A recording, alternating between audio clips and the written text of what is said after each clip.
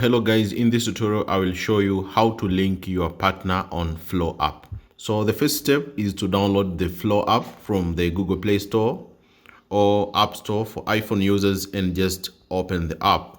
So if it's your first time, you'll need to register, and the Flow app will ask you, are you registering for yourself or you have your partner?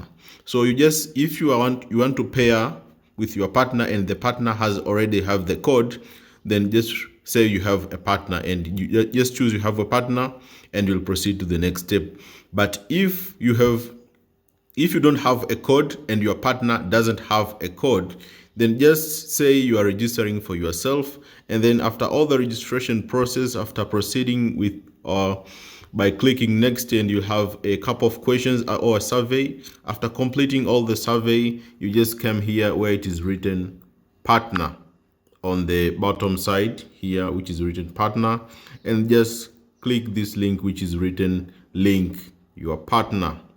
So a Flow app will generate a unique code. This unique code you will use to link with your partner. So as you can see, my code is ZXXIDT. So just send this pairing code to your partner, and after sending this code to your partner, this is very important. Your partner will also download this app and registering.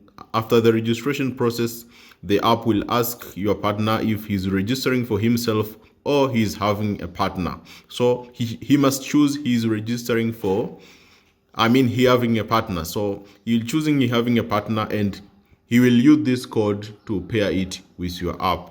So this is how you will link your partner on the Flow app.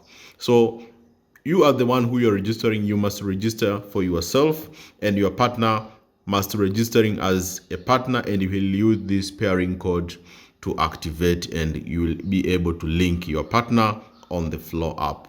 So thank you so much for watching, and if you have understood on how to link it, let me know in the comment section, and if you have any problem, then I will be willing to help you, and see you next time.